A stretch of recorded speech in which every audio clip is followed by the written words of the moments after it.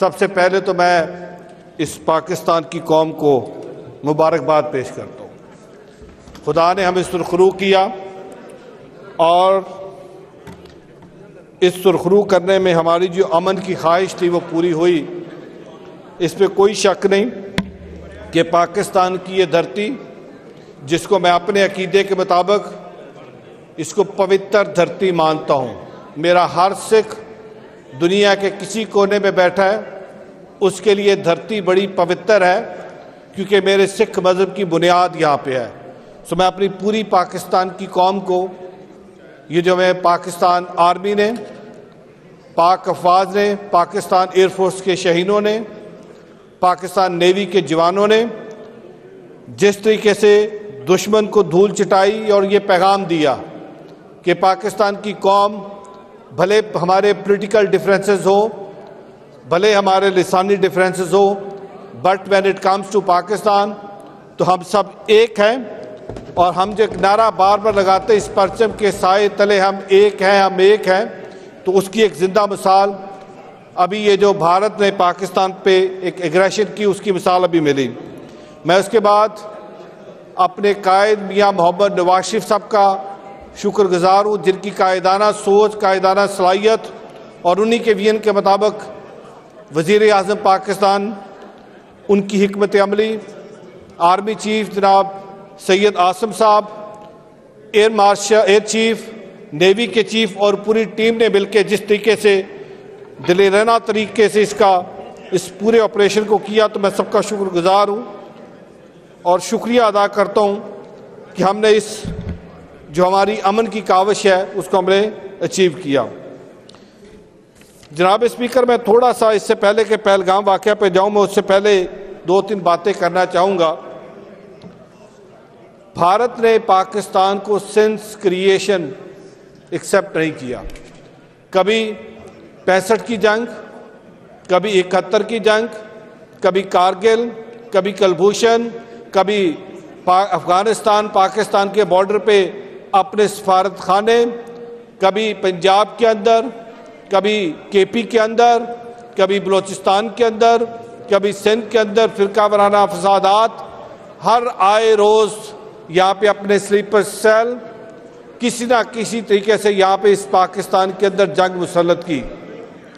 जब ये पहलगाम का वाक़या हुआ, जनाब स्पीकर, आपको याद होगा इसी हाउस के अंदर हमने बैसाखी पे जो पहली दफ़ा वज़ीर आज़म पाकिस्तान ने 7,000 सिख यात्रियों को वीज़ा दिया कि वो पाकिस्तान आए, और हर उस प्रोटोकॉल का जो इंडिया और पाकिस्तान के दरमियान हुआ उस पर साइड पे रखा कि हम 3,000 नहीं 7,000 सिख यात्रियों को यहाँ पे रिसीव करेंगे।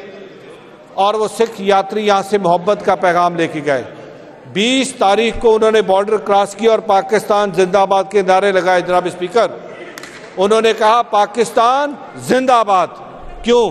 क्योंकि पाकिस्तानियों ने उनको मोहब्बत दी, पाकिस्तानियों ने उनको प्यार दिया। और 2 दिन बाद पहलगाम का ये फॉल्स फ्लैग ऑपरेशन होता है।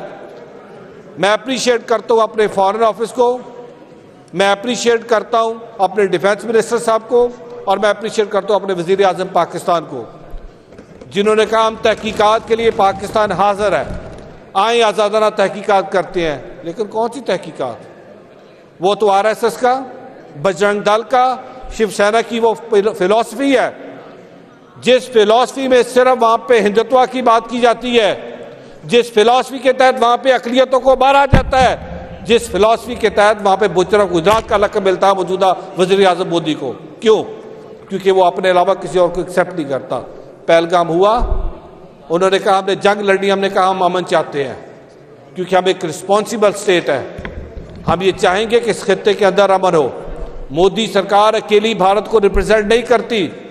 भारत के अंदर सेकुलरिज्म, अभी भी कुछ लोग ऐसे मौजूद हैं जो सेकुलरिज्म की बात करते हैं। भारत के अंदर अभी भी ऐसे लोग मौजूद हैं जो अमन की बात करते हैं। लेकिन मोदी सरकार ने उन सबकी बात सुनी, अनसुनी की। और इस वक्त जो गोदी मीडिया बैठा है भारत का, जो मीडिया की बजाय ज्यादा इस वक्त बॉलीवुड का रोल प्ले कर रहा है, बॉलीवुड वाली जो एक्टिंग है वो इस वक्त वहां के मीडिया ने की, और जिस तरीके से इस अमन की पूरी काविश को खराब करने की कोशिश की, मैं खराज तहसीन पेश करता हूँ अपनी हुकूमत को कि हमारी एक ही बात रही कि हम अमन चाहते हैं। होता क्या है कि 6 और 7 की शब एक यहाँ पे मिसाइल अटैक किया जाता है और हमारे मुल्क के अंदर जो हमारी शहरी आबादियाँ हैं जहाँ पे बच्चे सो रहे होते हैं जनाब स्पीकर, वहाँ पे अटैक किया जाता है। अटैक करके 2 साल से लेकर 7 साल के छोटे बच्चे, आज उन छोटे बच्चों का खून हिसाब मांगता है कि क्या वो जो पहलगाम का फॉल्स फ्लैग ऑपरेशन था वो हमने किया था, उनके खून का हिसाब कौन देगा। आज वो खून आलमी दुनिया से पूछता है, यूनाइटेड नेशन से पूछता है, ह्यूमन राइट्स के डिफेंडर से पूछता है कि आप तो बड़ा क्लेम करते थे कि आलमी कवानीन है, लेकिन भारत उन आलमी कवानीन की धज्जियां उड़ाते हुए पाकिस्तान के ऊपर अटैक करता है। पाकिस्तान की टेरिटोरियल इंटेग्रिटी को, पाकिस्तान की सॉवरेनिटी को धज्जियां उतार के पाकिस्तान के ऊपर अटैक करके हमला करता है। आई विश कि जब जाफर एक्सप्रेस का वाकया हुआ था, जिस तरह पाकिस्तान ने कहा हमें पहलगाम के वाकये का अफसोस है, हम इज़हारे अफसोस करते हैं, इज़हारे गम करते हैं और हम कंडेम करते हैं। आई विश कि जब जाफर एक्सप्रेस का वाकया हुआ था तो उस वक्त वहां से अफसोस आता। बट क्यों करते? क्योंकि उसके ताने बाने तो मिल कहीं और रहे थे ना, उसके ताने बाने तो कहीं और से चल के आए थे, तो वो अफसोस क्यों करते? जनाब स्पीकर, ये बात यहां तक नहीं रुकती और मैं चाहूंगा कि अब इसके बाद मैं पंजाबी में अपनी सिख कौम का शुक्रिया अदा करूं। अपनी उस सिख कौम का जिन्होंने कि असी चट्टान की तरह पाकिस्तान के नाल खड़े हाँ, अमरीका तो लैके भारत तक हर सिख ने कि असी चट्टान के नाल पाकिस्तान के नाल खड़े हाँ। क्यों? क्योंकि उन्होंने कहा पाकिस्तान साड़ी पवित्र धरती है। सिख कौम ने कहा असी पाकिस्तान के नाल खड़े हाँ, वो मुल्क जिहदी मोदी सरकार के बारे मशहूर है कि बुचर ने, वो मुल्क जिथे अकलीतां नूं तहफ़्फ़ुज़ देंगे, उस मुल्क के शहरियों ने कहा कि असी इस पंजाब, लहंदा पंजाब ते चढ़दा पंजाब असी खून खराबा नहीं होने देंगे। अगर मोदी सरकार नूं बहुत शौक है जंग लड़न दा, जावन राजस्थान ते राही जावन गुजरात, जिथों उन्होंने लकब है बुजर ऑफ गुजरात का। सो मैं धन्नवाद करदा, मैं शुक्रिया अदा करदा स्विट्जरलैंड की संगत का, यूरोप की संगत का, अमरीका की संगत का, कैनेडा की संगत का, और मैं उन्होंने अज पैगाम दे रहा कि आओ पाकिस्तान च वसण वाला हर पाकिस्तानी, पाकिस्तान की सरकार तुहानूं बांह खोल के तुहाडा इंतजार कर रही है। तुहानूं पहले नालों इज्जत और ज्यादा सत्कार देवांगे। क्यों?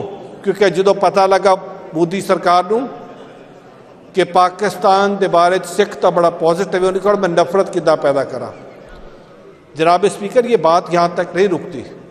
आप जुल्म की इंतहा देखिए कि 7 तारीख की दोपहर को यहाँ पे भी राना अरशद साहब बैठे थे, ननकाना साहब पे ड्रोन अटैक भेजा जाता है। ननकाना साहब क्या है? ननकाना साहब मेरी होंद है। ननकाना साहब मेरे लिए ऐसे जैसे आपके लिए मक्कातुल मुकर्रमा और मदीनातुल मुनव्वरा, मेरी उस जगह पे अटैक किया जाता है। उसी दिन रात को बैलिस्टिक मिसाइल छोड़ के अमृतसर पे अटैक किया जाता है। क्यों? ताकि सिख को यह पैगाम दिया जाए कि पाकिस्तान आपकी मुतबारक जगहों पे अटैक कर रहा है। लेकिन मैं अप्रिशिएट करता हूँ अपनी सिख कौम को। मेरी सिख कौम डटी रही आखिरी लम्हे तक अपने पाकिस्तान के उस मौक़िफ़ के साथ जो अमन की हम बात करते हैं। सो मैं अपनी दुनिया भर की सिख कौम का शुक्रिया अदा करता हूँ। जनाब स्पीकर, अब सीज़ फायर हो गया। अब सीज़ फायर के बाद आज रात को DG की बात होगी और उस बातचीत में सीज़ फायर के आगे का जो लाए अमल है वो तरतीब दिया जाएगा। और मेरी ये ख्वाहिश होगी और मैं चाहूँगा, क्योंकि भारत ने हमेशा ये किया है, हर जंग के बाद, हर इस तरह की एग्रेशन के बाद सीज़ फायर होता है, लेकिन उस सीज़ फायर की वायलेशन होती है। हमारी इंडस वाटर ट्रीटी जो हमारी लाइफ लाइन है, हमारा पानी रोका गया, आबी जारियत की गई, मीडिया के ऊपर बाकायदा तौर पे एक वार खेली गई। आज हमें ये देखना है कि हमने भारत के साथ मिलकर सबसे पहले इंडस वाटर ट्रीटी को बहाल करना है। करतारपुर कॉरिडोर जो मियाँ नवाज शरीफ साहब की सोच थी, मियाँ नवाज शरीफ साहब का सिख कौम के लिए तोहफा था, आज उस करतारपुर कॉरिडोर को दोबारा बंद किया। आज उस करतारपुर कॉरिडोर को वीरान किया गया, क्योंकि मोदी सरकार को पता है अगर करतारपुर कॉरिडोर खुला रहा तो वहां पे जब सिख जाएगा वहां से मोहब्बत लेके आएगा, पैगाम लेके आएगा। राणा साहब वहां से जफ्फी डाल के भेजेंगे, राणा साहब तो भी सलूट कर दिया, जनाब ਅਸੀਂ ਹਮੇਸ਼ਾ ਤੁਹਾਨੂੰ ਐਕਨੋਲੇਜ ਕੀਤਾ ਕਿ ਤੁਹਾਡੀ ਦੌਰੇ ਹੁਕੂਮਤ ਬੜੇ, ਲੇਕਿਨ ਸੋਚ ਸਾਡੀ ਸੀ, ਤੁਸੀਂ ਬਣਾਇਆ, ਅਸੀਂ ਤੁਹਾਡਾ भी शुक्रिया अदा कर दें। तो मैं ये चाहूँगा कि करतारपुर कॉरिडोर को दोबारा बहाल किया जाए। और आज इसी हाउस से मैं अपनी सिख कौम को ये भी पैगाम देता हूँ कि पाकिस्तान ने कहा कि हम भारतीयों को वीज़े नहीं देंगे, लेकिन जब सिख कौम की बारी आएगी हम कोई वीज़ा कैंसिल नहीं कर रहे। सो आज हम उनको पैगाम दे रहे हैं कि आप अप्लाई करें। हम चाहेंगे कि हमारा सिख इस पाकिस्तान के साथ जुड़े।